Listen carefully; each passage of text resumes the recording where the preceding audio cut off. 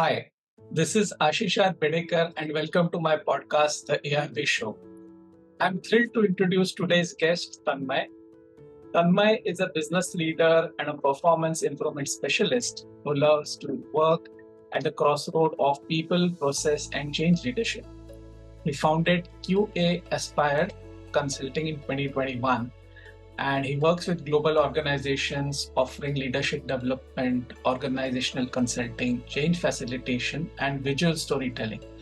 In fact, he writes and illustrates at the Q Aspire blog since 2006 and has written more than 1,000 articles for his blog and other publications. He has authored 3 international books on quality and leadership. He is a visual thinker, facilitator, and illustrator. His sketches have been featured in best-selling books, global conferences, and publications like HBR, Ascent, Forbes, Huffington Post, World Economic Forum. Tanmay is often invited to speak on leadership, learning, and change at events, podcasts, and educational institutions. He delivered a TED Talk on self-directed learning in 2019. Welcome to the show, Tanmay. Do share your life journey and how you got into visual thinking. Also share why you think visual thinking is a powerful skill, particularly in today's world. And finally, just wanted to say how happy and thrilled I am to have you on the show, because I've been a great fan of your LinkedIn post, which in very simple sketch notes, conveys a lot of complexity in a very simple, easy to understand way. Over to you, Tanmay. All right. Thank you so much, Ashish, for inviting me on the podcast. And I would say that I'm equally thrilled to be here and sharing some of my journey today. Thank you also for a very generous introduction. Your question was around how did I get started into visual thinking and business doodling. So as a new manager in year 2006, I was finding ways to document my lessons because I was learning so much around leadership, learning, and change. And I thought I needed a way to document all of this. And that led to the beginning of my blog, which is qaspire.com, where I started writing every week around different aspects of leadership, learning, and change. My blog led to my first book in year 2009, which was called Quality Tweet. So I was always very connected with ideas, and I was experimenting with different ways to express those ideas. And that's how blog came into being. And that's how my first book, Quality Tweet, was released in 2009. So it was a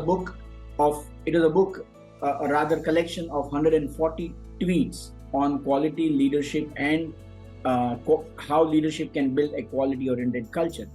So I was always trying to find better ways to express. And if you see the graph of how information overload has happened, around 2006-07, social media tools like Facebook and Twitter came into being, and the information sort of exploded.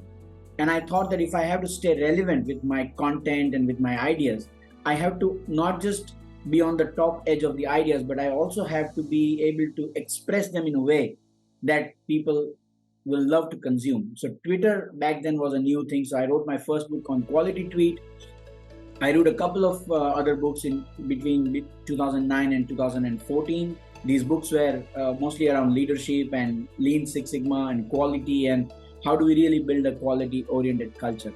This was year 2015 when I thought that books are still great and relevant medium of information, but most people don't have that much of an attention span. And I was looking for a different, more interesting way to share the ideas and also to be able to curate ideas from other great thinkers. And that's how I stumbled upon the sketch notes, which are basically sketchy notes or handwritten notes, much like how you would take your notes, but they have some visual element to it. So there are some drawings associated with ideas. It turns out that when I shared my first sketch note online, it received a great response. People liked it, people loved it. And because I already had an audience through my book and the blog, they loved it and they said, we want more of this. And then I started, just like I would blog, every blog would have a sketch note associated with it. And I created hundreds of sketch notes between 2015 to 2018. And around that time, I was also a very senior business leader in a company called Basware, where I was leading a team of 108, where I was leading a team of 680 people as their country managing director. So on one hand, I was consuming a lot of ideas. On the other hand, I had a playground in form of an organization where I could actually implement and experiment with those ideas and blend those ideas with my own lived experience of how leadership, learning, culture change happens, and then distill that experience or those ideas and my own experience in form of sketch notes. So I started doing that in 2015, and I think sketch notes gave me an expression that resonates very deeply, because it's the most brain-friendly way of consuming information. Is when you read and when you see, you consume more, you retain more, you remember more. So it was my way of learning and then sharing my learning out there in the world. And then I think in 2018, it really took off when I illustrated my first book. This was a book from Tiffany Boa of Salesforce. And that book went on to become a Wall Street Journal bestseller. And the book had 45 case studies that I had illustrated. And that's how the journey of illustrating ideas for others started. So far, it was only for myself that I was illustrating ideas. Now I started doing it for others. And thereafter, I think it has been a journey where I have been able to curate ideas from some of the top management thinkers in the world, some of the largest organizations in the world, some of the best events in the world as well. So it's been a journey that I'm thrilled about, I'm proud of, and it's been a journey that has made me a better professional and a better learner, because sketch notes are unique and different. My handwriting is unique just as I am, and so sketch notes are equally unique. They have a very fine visual signature that is easy to recognize. They are handwritten and therefore they are personal. It does not have a lot of computer generated graphic, but most of everything is hand drawn and handwritten, and therefore it allows me to create a body of work that's slightly offbeat, even when I'm dealing with ideas that are mainstream, ideas around leadership, learning, and change. For the second part of the question, as to why visual thinking and business doodling is important in business, I would say that there are some challenges that we face today. We have always faced since many years, but now with AI and all of those things, right, the problem gets more magnified. The first problem is that the information explosion is real. If you think about how many interruptions you get in a day, whether it is email, whether it is your text messages, WhatsApp, etc., you are bombarded with information. Combine that with social media tools and conferences you attend and meetings you attend at work. Information overload is an understatement. This is information explosion that's happening right in front of us. And the key challenge, therefore, is how do we consume mindfully? How do we document that which is relevant to us? That's the first problem we have.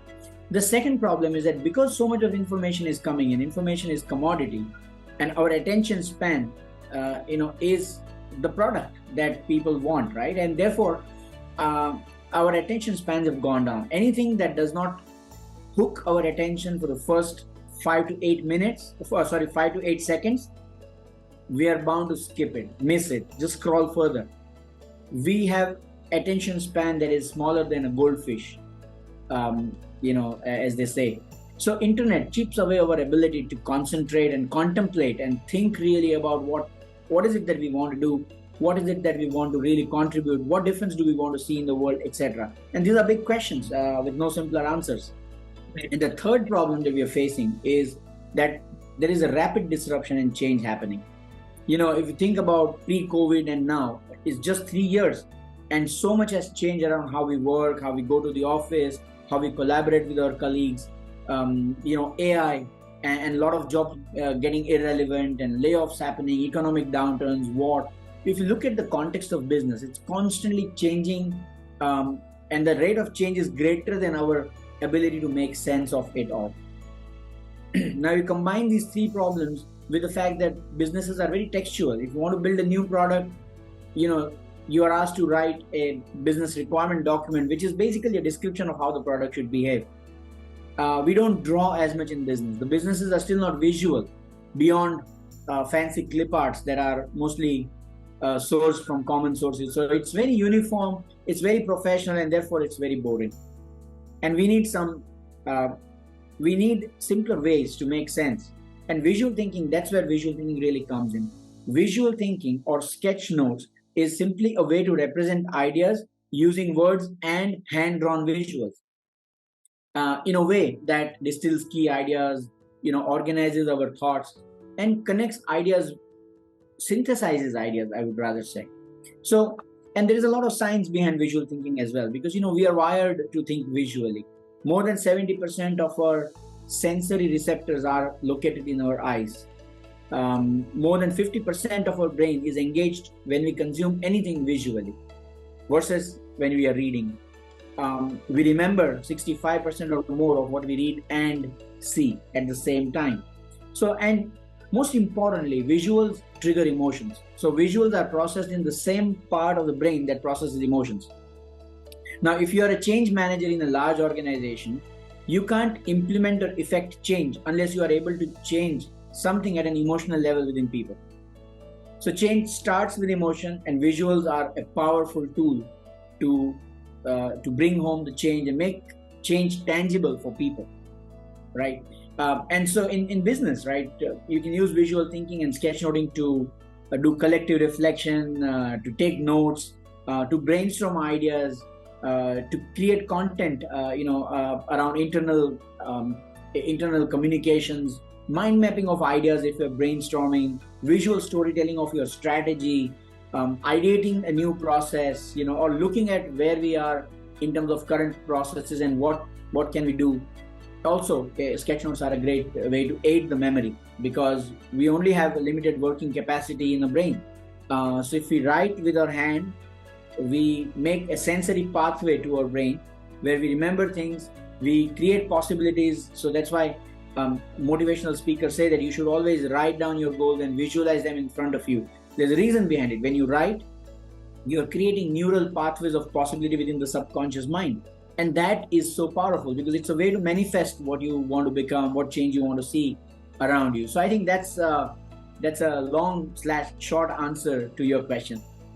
Great. Thank you, Tanmay. It was really interesting. And also in the age of Chat GPT, which many say that will also remove our ability to think, right? Because if there's any specific thing, we just put it in Chat GPT and get the output, right? So yeah.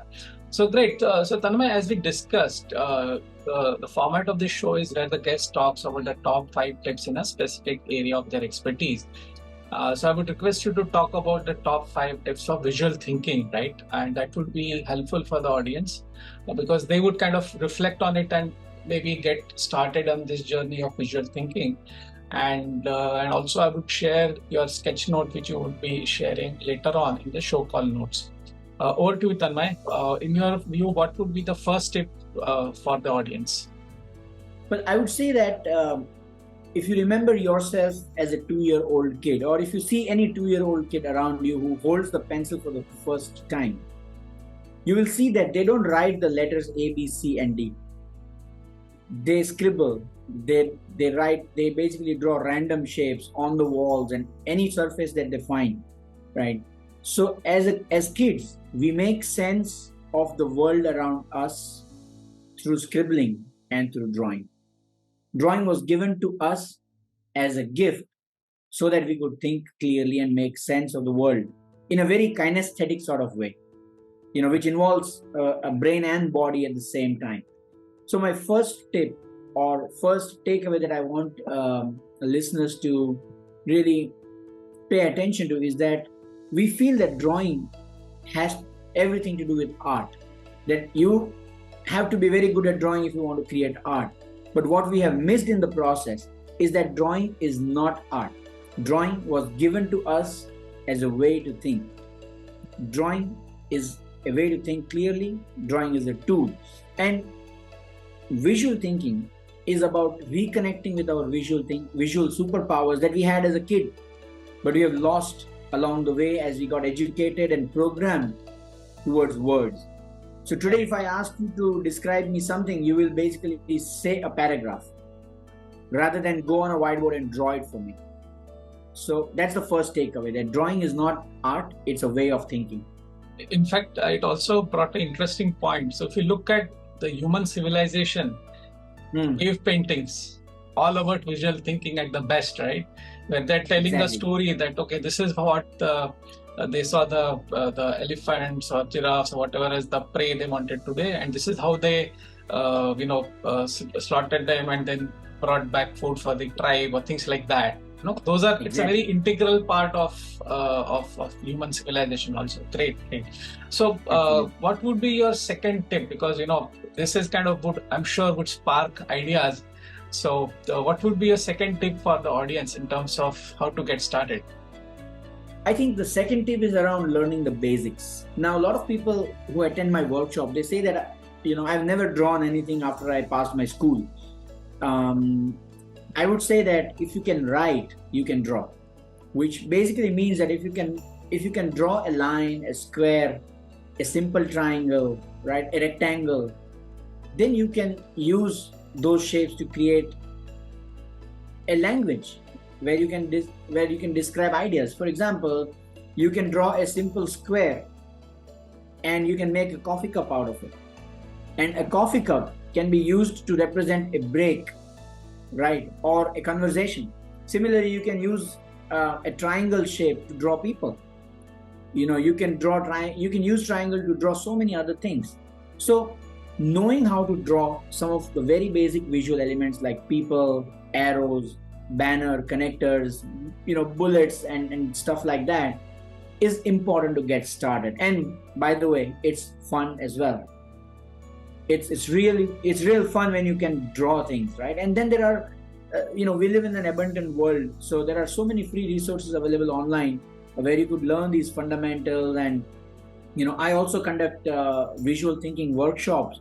It's a 3-hour workshop that systematically takes you through the whole process of drawing a line and then creating a full-blown visual artifact at the end of those 3 hours, right? And then there are so many other people who run those workshops as well. So my second tip would be learn the basics and believe that you can draw, because if you can write, you can draw. Right. Also, interestingly, if you just kind of step back and see, emojis are also one way of a visual storytelling or a visual thing, right? LOL or a face, we are anyway used to that. And in fact, recently, I think there was a case in which emoji was seen as a legal proof, right? So yeah, it's already there. So what would be a third tip for really getting started or accelerated in this visual thinking journey? Right. I think if you are in business context, whether you are a software engineer or a business leader or an HR professional, my third tip would be that once you know how to draw, you have to find confidence and practice drawing every day. And the way to do it is to incorporate drawing in your day-to-day work. So for example, if you are in a meeting with 3 people and you have a whiteboard in front of you, don't just keep discussing and taking notes on a notepad. Conquer the whiteboard, and whatever ideas emerge out of that meeting, you can simply write those ideas down in a non-linear fashion, and then you can just sort of encircle some of those ideas and draw arrows, and you will see suddenly that you have a flow, that idea A is connected to idea B, and then that leads to idea C. And number of times I have seen that when words fail to describe what we really want as a group collectively, a drawing on the whiteboard can be really, really helpful. So my third tip would be practice every day and incorporate drawing in your day-to-day work. And what this does also is that once you start drawing, you start finding more confidence. Your muscles are more confident to draw next time. And that's how we are able to sort of build our visual vocabulary, as they call it. It's a language, so we have to build the vocabulary here as well. Exactly. Also it's important discipline that in any discussion, it's very important to have notes, right? Because you don't have a eidetic or a super power of having memory and can recollect things 6 months later. Right. But you have it, at least at the first step, you have copious notes taken in business discussions or customer calls, etc. Then then it would be easier for you to go to kind of visual thinking. That's great. What would be your fourth tip for the audience? The fourth tip is that when you are aiming to create a visual artifact, the process I follow is that let's say when I'm listening to a TED talk or I'm in a meeting, you can't write and draw at the same time, right? Unless you are ambidextrous and you can do those things with both hands. What I try to do is that I write the ideas, and here I would emphasize on listening, because you can't write everything as well, right? So you have to constantly and carefully listen for the essence of what's being said, and then capture the essence at a very high level in form of ideas. And when I write those ideas, I leave space around those ideas so that I can add some drawings later on. So my fourth tip would be write first and draw later. Right. No, in fact, I was just thinking, if we were trained in visual thinking, school life as well as college life would have been much, much easier, right? Because when you talked about writing notes, I remembered in the college days when the professor is talking and you're trying to take notes on your notepad. But if you do what you're saying, I'm sure the quality of information which you have gathered and synthesized would be much effective than just writing down. That's fantastic. What would be your final tip for the audience, Tanmay? Well, the final tip is that people think that we have to draw everything from scratch. No, you don't have to. For example, let's say that you're brainstorming around how do we differentiate our product, our business, our services. You don't have to reinvent the wheel. You can simply draw Venn diagram of two things that come together, right? That's how iPhone was invented. That how do we bring together multiple different things into one device. And so if you look at an iPhone as a typical Venn diagram, you will see that it's a combination of a lot of circles that intersect at one point, and that point is where iPhone was invented. Similarly, let's say if you are thinking about your culture and what are the symptoms that you're seeing today, what is unseen and unexplored within the business context, you could use an iceberg. Is a visual framework that we already have, right? You could use a mind map if you are brainstorming a completely new idea. So you can commonly use visual frameworks like two by two grids, to think visually and really bring your ideas to life. I think visual thinking finds even more power in a collaborative environment where people are thinking and their collective ideas are coming. So I call it harvesting of collective intelligence. And for that, visual thinking is absolutely necessary. Otherwise, a lot of hard-earned wisdom through the group gets lost in details. And we often see meetings where meetings are fantastic, but nothing happens after the meeting because nobody captured it, nobody conceptualized it, nobody put the full picture in view.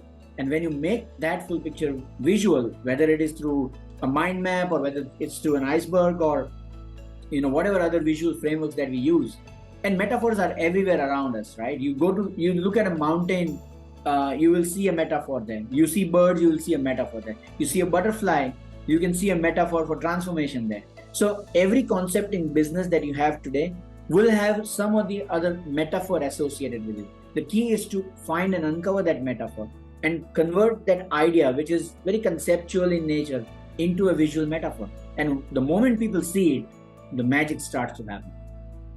Excellent. Thanks, Tanmay. This gives a great perspective, and thank you, dear listeners, for tuning in.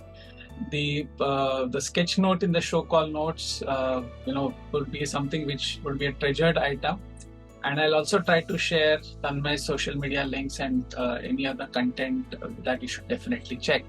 As always, to subscribe, share this podcast, available on Apple, Spotify, YouTube, and other podcast channels. Bye for now. Talk to you soon.